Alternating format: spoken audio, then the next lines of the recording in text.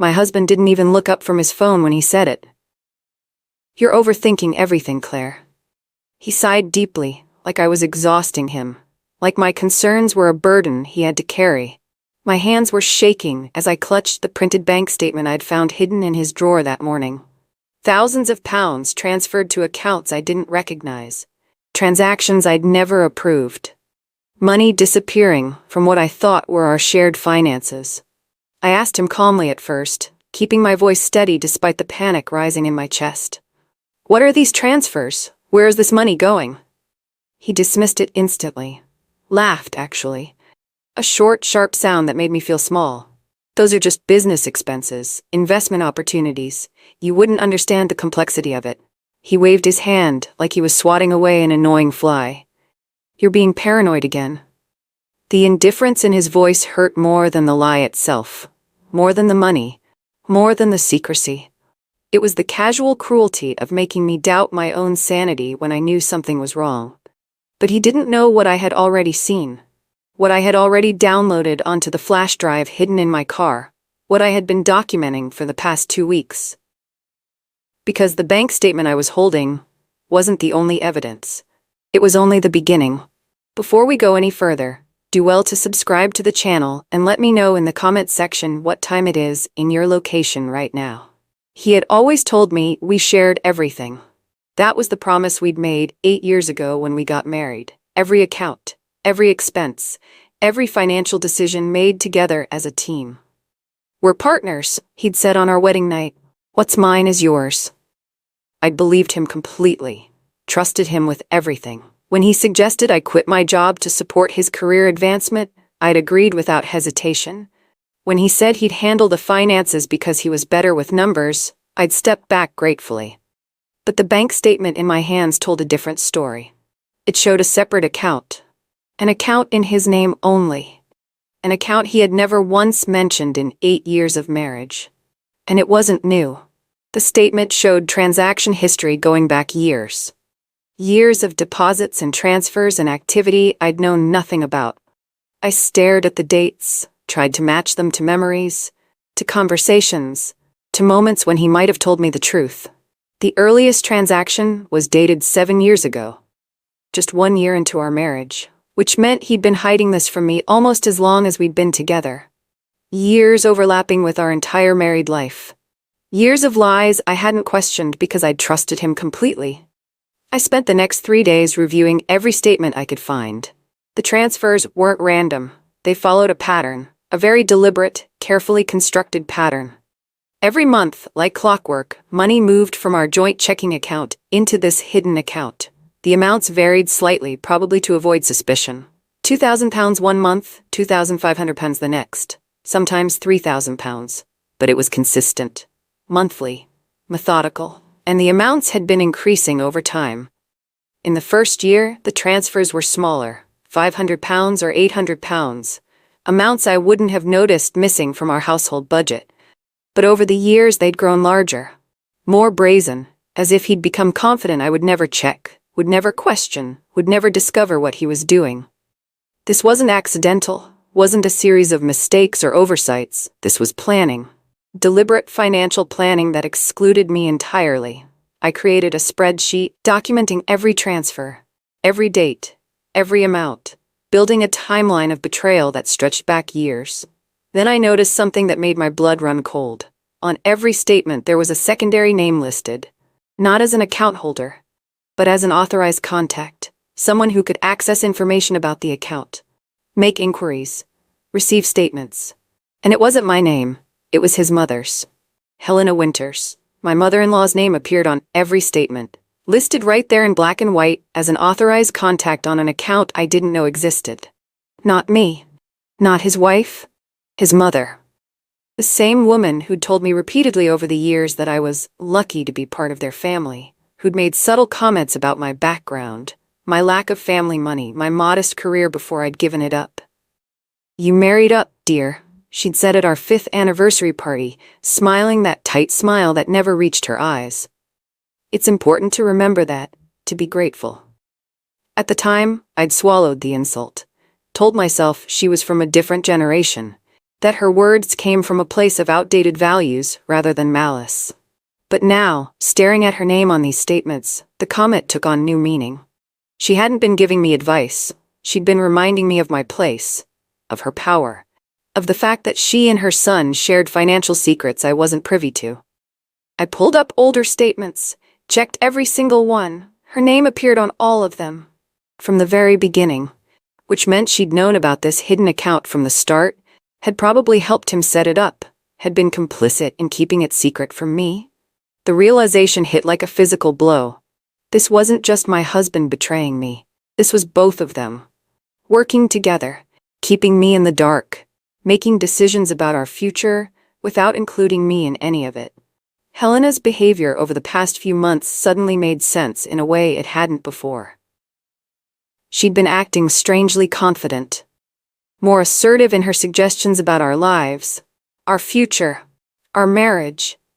She'd been making comments about changes coming and new chapters, with a knowing smile that had made me uncomfortable, but that I'd dismissed as typical mother-in-law meddling. "You should really think about what you want from the next phase of life," she'd said 2 months ago over tea. "Sometimes we outgrow the plans we made when we were younger." I'd thought she was talking about having children, about our decision to wait. But now I wondered if she'd been hinting at something else entirely. Last week, she'd commented on how adaptable I was, how I'd adjusted so well to their family, as if I was temporary, replaceable. "Kyle is going places," she'd said, her hand on her son's shoulder. "He needs someone who can keep up with his ambitions, who won't hold him back." The words had stung at the time, made me feel inadequate, made me question whether I was enough for the life my husband was building. But I'd pushed the feelings down, told myself I was being too sensitive, that Helena's sharpness wasn't personal. Except it was personal. And it was deliberate. She wasn't making casual observations, she was preparing me for something. Or preparing herself and her son for a future that didn't include me. A future they'd been planning in secret, while I trusted them completely. One night, about a week after I'd found the bank statements, I heard my husband Kyle whispering on the phone. It was past midnight. I'd been pretending to sleep, watching him through barely open eyes as he slipped out of bed and went into the hallway. His voice was low, careful, controlled in a way that immediately raised my suspicions. I got up quietly and moved to the bedroom door, pressing my ear against it. "She doesn't know yet," he said. The words were barely audible but unmistakable. My heart stopped. Actually felt like it stopped beating for several seconds. "I've been careful, very careful. She hasn't questioned anything." He paused, listening to whoever was on the other end. "No, I'll tell her when the time is right, when everything is finalized." Another pause. Longer this time. "Mother, please, I know what I'm doing. Trust me." "Mother." He was talking to Helena. At midnight. About me. About keeping secrets from me. About timing something I wasn't supposed to know about. "The transfers are on schedule. Everything will be ready by March. 3 months away. Ready for what? Once it's done, we can move forward with the plan. She won't have any choice but to accept it." The casual cruelty in his voice was worse than anything he'd ever said to my face. He wasn't talking about me like I was his wife, his partner, the person he'd promised to love and protect. He was talking about me like I was an obstacle, a problem to be managed, a situation to be handled. I heard footsteps and barely made it back to bed before he opened the door. When Kyle saw me, he froze for just a second. His eyes widened slightly, scanning my face to see if I was really asleep or just pretending. I kept my breathing steady, eyes closed, body relaxed, playing the role of oblivious wife. After a moment, he seemed satisfied and ended the call, too quickly, too abruptly. "I'll call you back," he said, his voice suddenly bright. "Fake." "Yeah, just checking on some work stuff." He climbed back into bed and I felt him watching me in the darkness. "Claire?" he whispered. I didn't respond, kept my breathing even. "Are you awake?" Still, I said nothing. Eventually, he turned over and went to sleep. But I lay there for hours, staring at the ceiling, my mind racing. The casual way he'd lied, the ease with which he'd ended that call and slipped back into bed beside me, as if nothing had happened. As if he hadn't just been plotting something with his mother while I slept. The next morning, he was overly affectionate. Brought me coffee in bed, kissed my forehead, smiled at me with that charming smile that had made me fall in love with him years ago. But it didn't reach his eyes. The warmth was gone. Or maybe it had always been absent and I'd just been too trusting to notice. "Sleep well?" he asked. "Fine," I replied, taking the coffee. "How about you?" "Great. Slept like a baby." The lie rolled off his tongue so easily, so naturally. And I realized something important in that moment. The truth wasn't going to come from him. He was never going to voluntarily tell me what was happening, what he was planning, what he and his mother had been orchestrating behind my back. If I wanted answers, I'd have to find them myself. While Kyle was at work the next day, I went back to his drawer, the one where I'd found the original bank statements. This time, I looked more carefully. Beneath old papers and forgotten receipts, I found something that made my stomach drop. A legal document, still in draft form, printed on expensive letterhead from a law firm I didn't recognize. The header read, "Proposed Asset Division and Transfer Agreement." My hands shook as I read through the dense legal language. It was a plan. A detailed, carefully structured plan for transferring ownership of assets. Our house was mentioned, the one we'd bought together 5 years ago, the one I'd thought we owned jointly. But according to this document, Kyle was proposing to have it transferred into his sole name. His business interests, which had grown significantly over the past few years, were listed as separate property, despite the fact that I'd supported every career move, every late night, every networking dinner I'd hosted, every sacrifice I'd made to help him succeed. There were provisions for retirement accounts, for investments, for property. All of it structured to give him complete control, complete ownership, complete authority over everything we'd supposedly built together. I flipped through the pages, scanning for my name, for some mention of what I'd receive, what I'd be entitled to, what protections existed for me. And that's when the real horror hit me. My name wasn't included. Anywhere. Not as a co-owner, not as a beneficiary, not even as a party with any rights to the assets being discussed. It was like I didn't exist. I read the document 3 times, searching for some acknowledgement of my existence, of my contributions, of my role in building the life Kyle was now trying to claim as solely his. Nothing. The plan outlined ownership changes, future structures, asset protection strategies, but every single provision centered on protecting Kyle's interests, securing Kyle's assets, ensuring Kyle's financial future. I wasn't mentioned because I wasn't part of that future, at least not in any meaningful way. Not as an equal partner. Not as someone with rights or claims, not as someone whose sacrifices and contributions over 8 years of marriage had any value. There was a handwritten note in the margin. Kyle's writing. Discuss timing with mother. March deadline critical. March. The same month he'd mentioned on that midnight phone call. The same timeline he and Helena had been working toward. I took photos of every page with my phone, made sure the images were clear enough to read. Then I carefully replaced the document exactly as I'd found it, making sure nothing looked disturbed. My heart was pounding, my hands were shaking. But I forced myself to be methodical, careful. If Kyle suspected I'd found this, he might accelerate whatever plan they were executing, might take steps I couldn't counter. So I had to appear ignorant, trusting, unsuspecting, at least for now. While I figured out what this meant, what my options were, how to protect myself from people I'd loved and trusted completely, over the next week I began to see the fuller picture. This wasn't impulsive, wasn't a sudden decision made in anger or frustration. This was a long-term plan. Structured carefully, executed quietly, built over years. The hidden bank account that started just 1 year into our marriage. The increasing transfers that coincided with my career sacrifices. The legal documents planning asset division without including me. Helena's involvement from the beginning. All of it painted a picture of deliberate, calculated preparation. Kyle had been preparing for my absence. Not our divorce, not a mutual separation.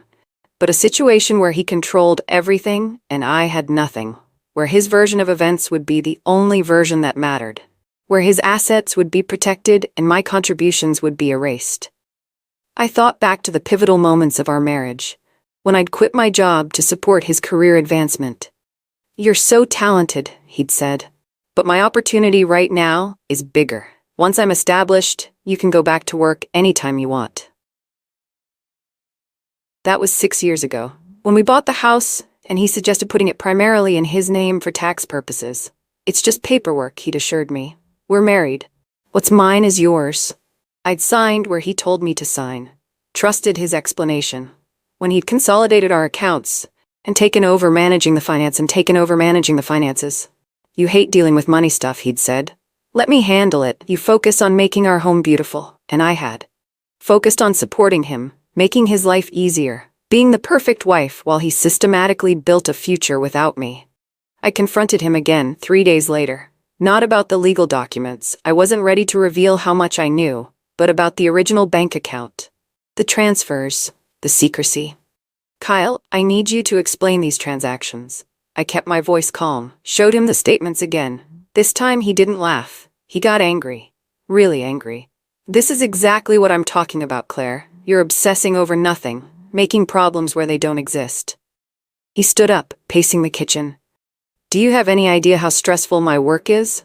How much pressure I'm under?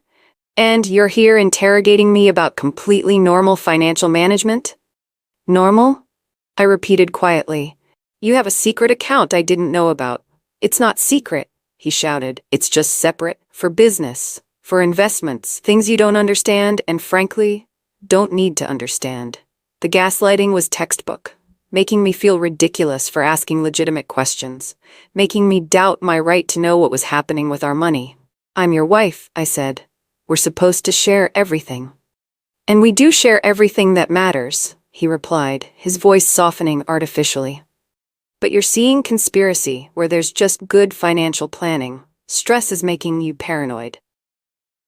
He came closer, put his hands on my shoulders. Maybe you should talk to someone. A therapist. You've been so anxious lately. Turning my legitimate concerns into a mental health issue, making me the problem. But through all his explanations and justifications and accusations, he never actually explained the account. Never showed me what the money was for. Never provided the transparency that would have eased my concerns if they were truly unfounded.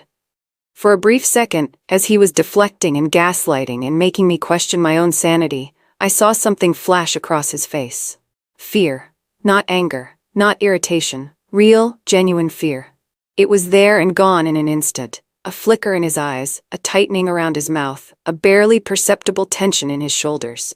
He was afraid. Not of my questions, but of what I might already know, what I might have already discovered.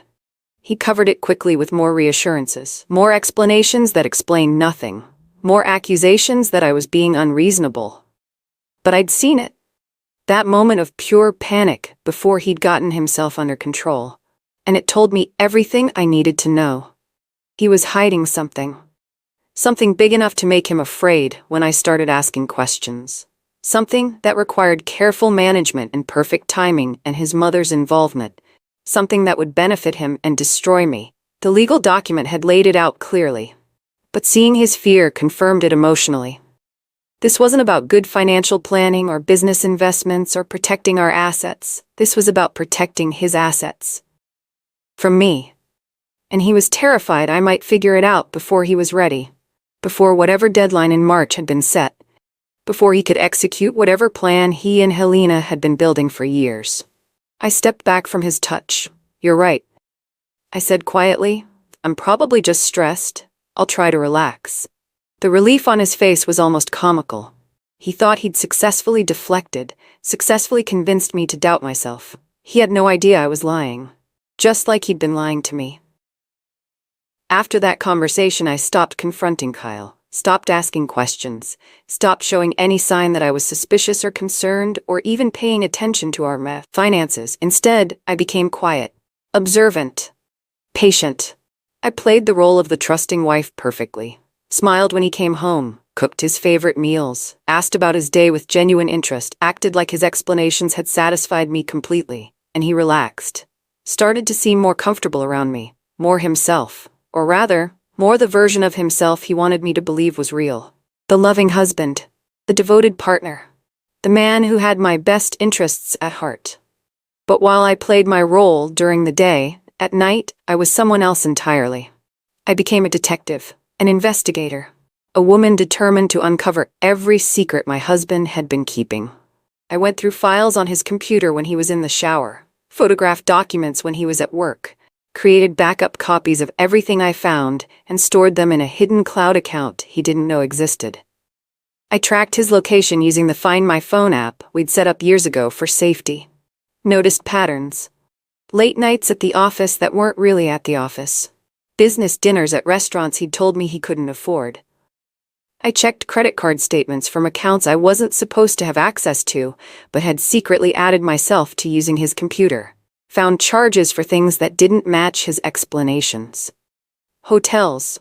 Expensive gifts I'd never received. Payments to lawyers and accountants I'd never heard of. And through it all, I smiled. Acted normal. Let him believe his deception was working. Because I'd learned something important. My silence made him comfortable, and his comfort made him careless. The financial records I uncovered were staggering. Over the past 6 years, Kyle had systematically moved nearly £200,000 from our joint accounts into the hidden account. £200,000 that should have been ours, that should have secured our future, that should have been used for our life together. But that wasn't the worst part. The worst part was the timing.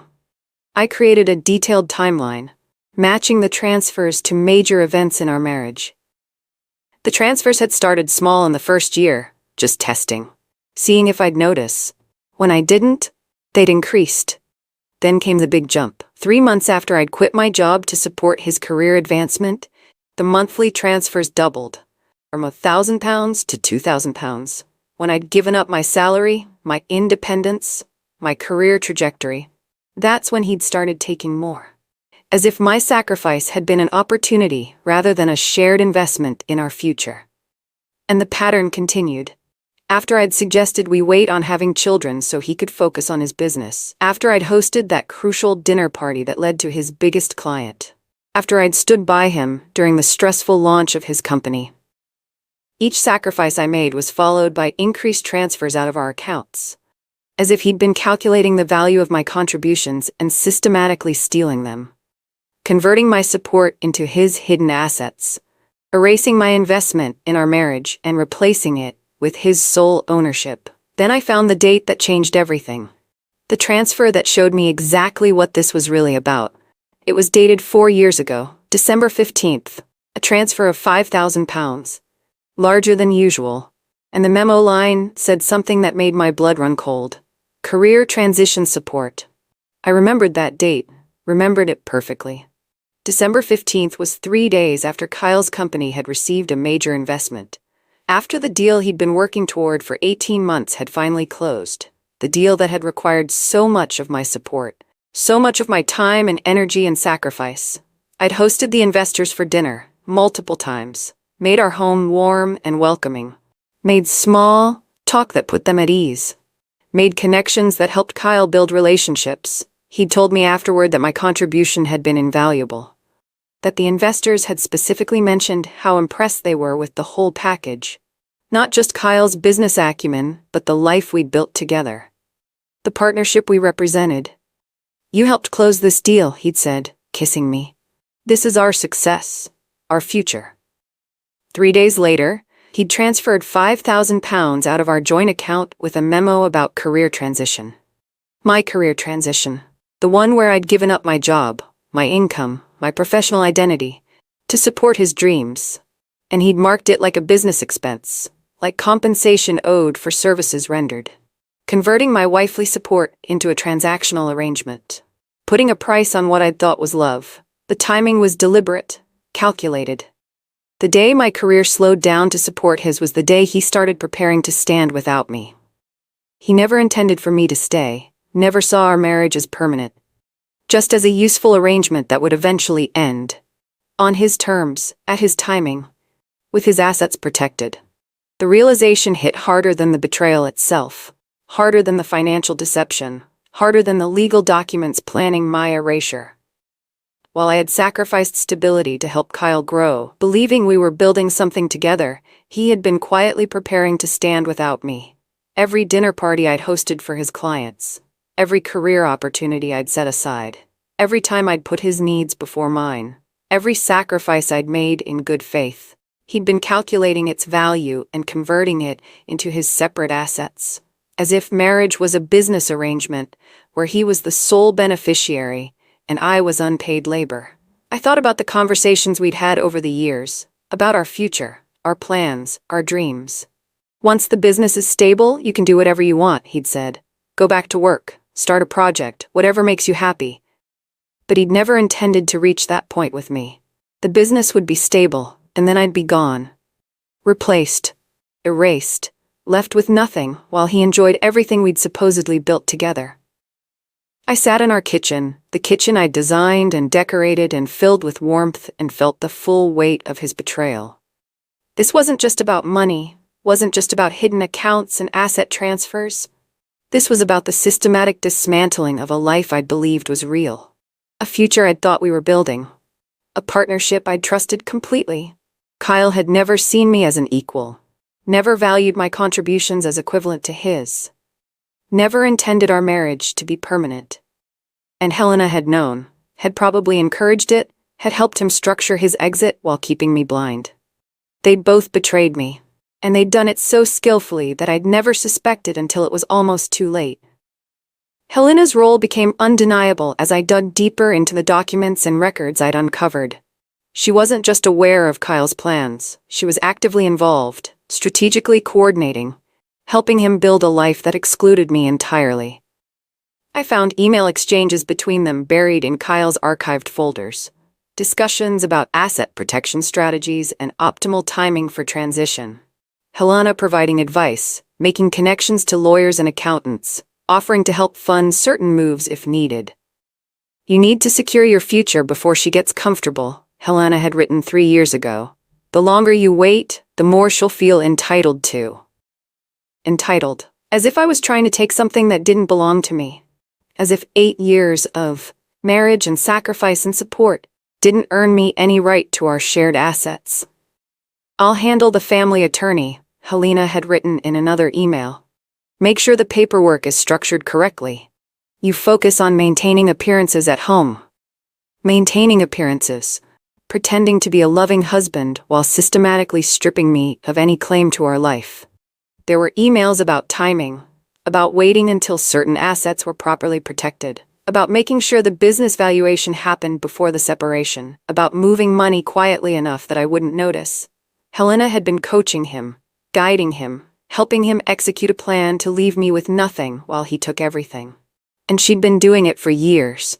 Not as a protective mother worried about her son, but as an active co-conspirator in financial fraud, in marital betrayal, in the systematic erasure of a woman she'd smiled at across family dinners while planning her destruction. Looking back at all the evidence I'd gathered, I realized their biggest mistake. Their fatal assumption. They believed I trusted too easily, that I wouldn't question anything, that my love and loyalty made me blind, that my decision to support Kyle's career meant I was content to be passive, dependent, easily managed. Kyle had said it himself during one of his late-night calls with Helena. She's not the type to make waves. She'll accept whatever I tell her. Helena had agreed. You chose well in that regard. She's grateful to be part of our family. She won't fight. They'd built their entire plan on the assumption that I was weak, compliant, too trusting to ever discover what they were doing. And for years I had been exactly what they thought I was. The perfect victim for their scheme. But something had changed. Some instinct had finally kicked in, some part of me that refused to ignore the warning signs any longer. Maybe it was the way Kyle had started pulling away emotionally. Maybe it was Helena's increasingly pointed comments. Maybe it was just the accumulation of small inconsistencies that finally became too obvious to ignore. Whatever the trigger, once I started looking, really looking, the truth had been impossible to miss. And now I knew everything, every hidden account, every secret transfer, every legal document planning my erasure, every email between mother and son plotting my future without consulting me. Everything. But they didn't know I knew. That was my advantage, my power. My chance to protect myself. They believed wrong, and that mistake was going to change everything. I began protecting myself. Quietly, legally, carefully. Without telling Kyle or Helena anything. First, I consulted a lawyer. Not the family attorney Helena had mentioned in her emails, someone independent, someone who specialized in protecting spouses from exactly this kind of financial betrayal. Patricia Chen listened to my story, reviewed the evidence I'd gathered, examined the bank statements and legal documents and email exchanges. "This is systematic fraud," she said bluntly. "Your husband has been converting marital assets into separate property through concealment and deception. That's illegal." "What are my options?" I asked. "Several. But first, we need to secure your position. Make sure he can't move or hide any more assets once he realizes you know." We opened a separate bank account in my name only, started documenting everything officially, filed preliminary paperwork with the court establishing my claims to marital assets, created a comprehensive record of every transfer, every hidden account, every secret move. Patricia also helped me understand my rights. Under our state's laws, everything acquired during the marriage was presumed to be marital property. Kyle's attempts to reclassify it as separate property through his hidden account wouldn't hold up in court, especially not with evidence of fraud. "His mother's involvement actually strengthens your case," Patricia explained. "It shows deliberate intent to deceive, conspiracy to deprive you of marital assets. That can result in severe penalties." We built a strategy, gathered more evidence, prepared for the confrontation that was inevitable but that I was determined to control. Kyle thought he was working toward some deadline in March, some moment when everything would be ready and I'd have no choice but to accept whatever he decided. But I was working toward my own timeline now, my own moment of truth. And when it came, he'd be the one with no choices left. Kyle's confidence returned over the following weeks. He stopped being as careful, started to relax in a way that told me he thought his plan was succeeding, that he'd successfully kept me blind, that his deadline was approaching and everything was falling into place. He was almost cheerful, more affectionate than he'd been in months, as if the anticipation of his coming freedom made him generous with the temporary kindness. "You seem happier," I commented one evening. "Things at work going well?" "Really well," he replied, smiling. "Everything's coming together, should have some major news soon." Major news. His separation plan, his asset transfer, his new life without me. But he thought I had no idea. Thought I was going to be blindsided when he finally revealed what he'd been planning. He even made future plans, suggested a vacation in April. "After things settled down with the current project," he said.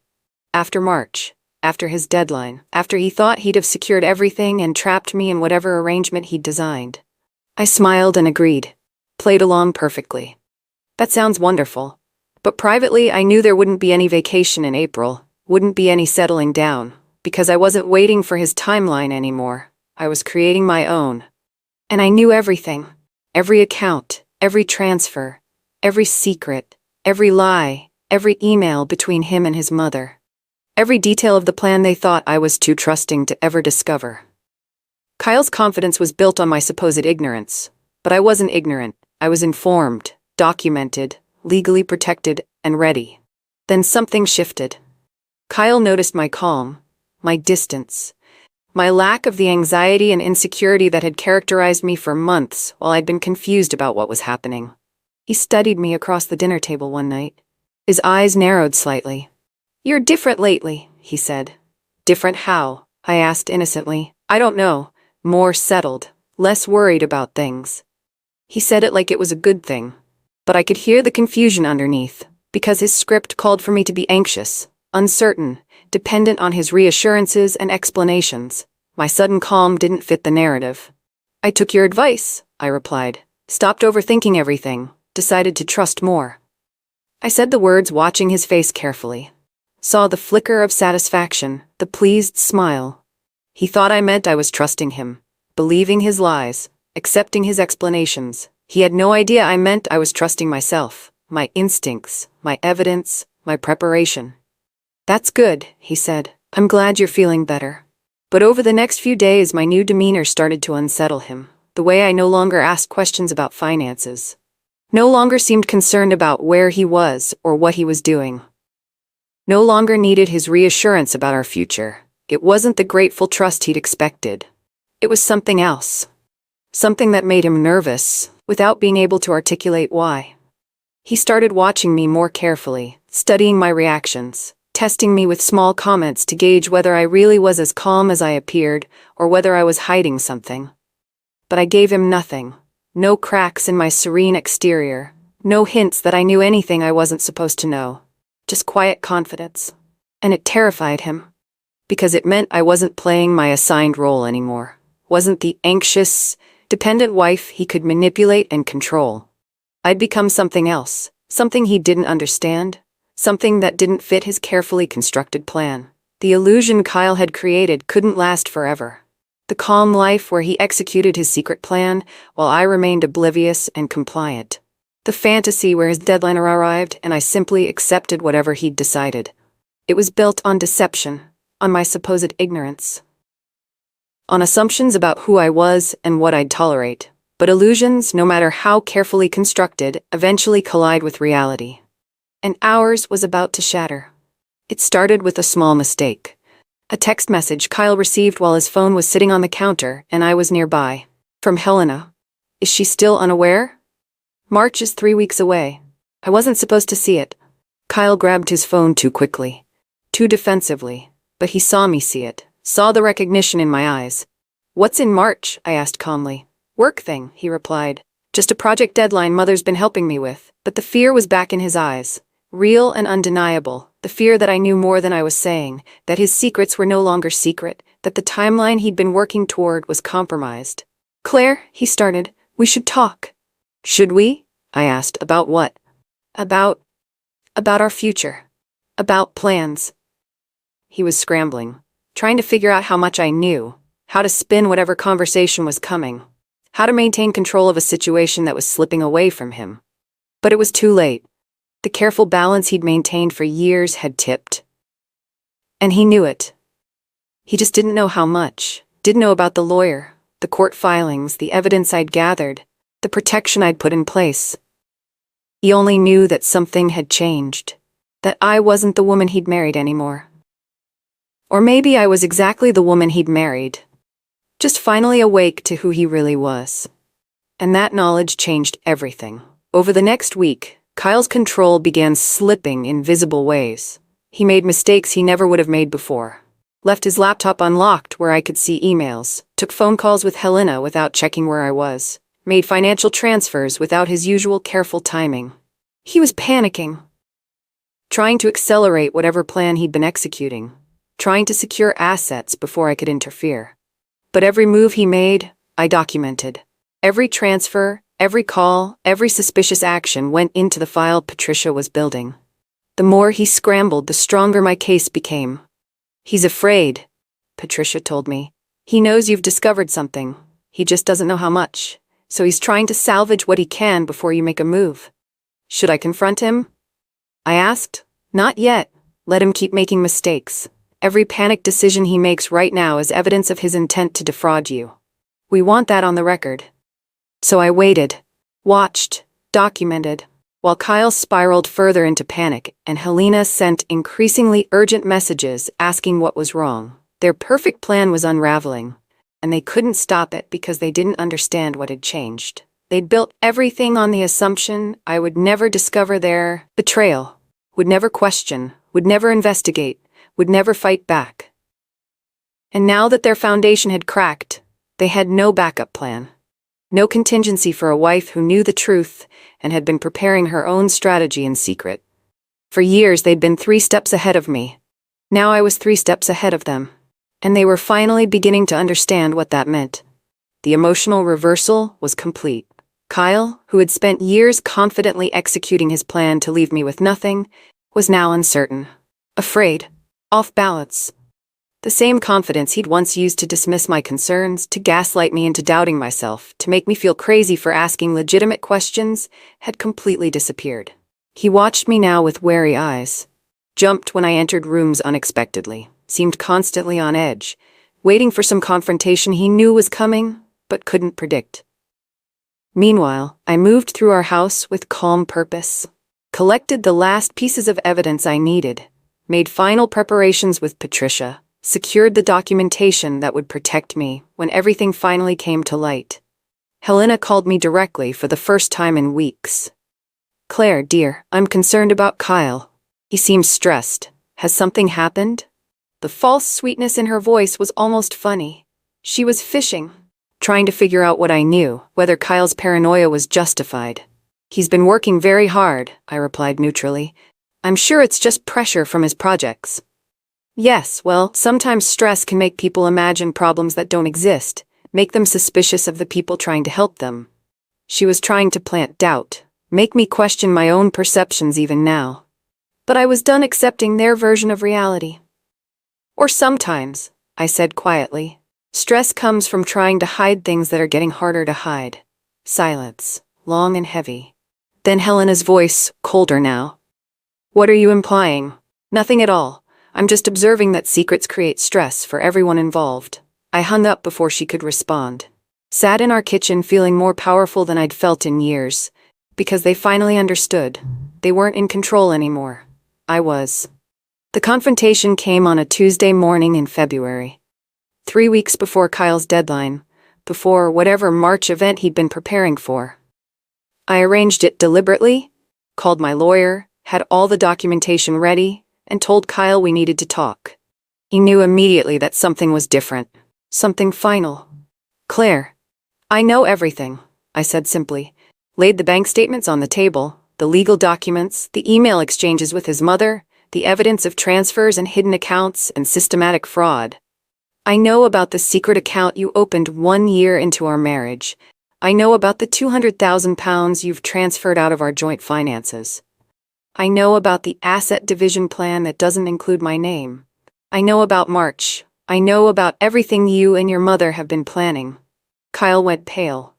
Actually pale. The color drained from his face as he stared at the evidence spread across our kitchen table. How long have you known? He whispered. Long enough to protect myself. Long enough to document everything. Long enough to file legal claims to every asset you tried to hide. I handed him a letter from Patricia. You're being served with a restraining order on our marital assets. You can't transfer, sell, or hide anything else. Everything is frozen pending divorce proceedings. His hand shook as he took the letter. I can explain. You said I was overthinking everything, I interrupted. You made me feel crazy for asking questions, for noticing things were wrong. You believed my trust made me powerless. I stood up, looking at him directly. But the truth is, my awareness had already changed everything. You just didn't know it yet. I picked up my bag. While you were busy preparing for a future without me, I was preparing for a future without you. And this time, I wasn't overthinking. I was ready. I walked out of the house. Our house. The one I'd soon legally secure my fair share of. Kyle sat at the table, surrounded by evidence of his betrayal, finally understanding what I'd discovered. That he'd underestimated me completely. That his mother's confidence had been misplaced, that their perfect plan had failed.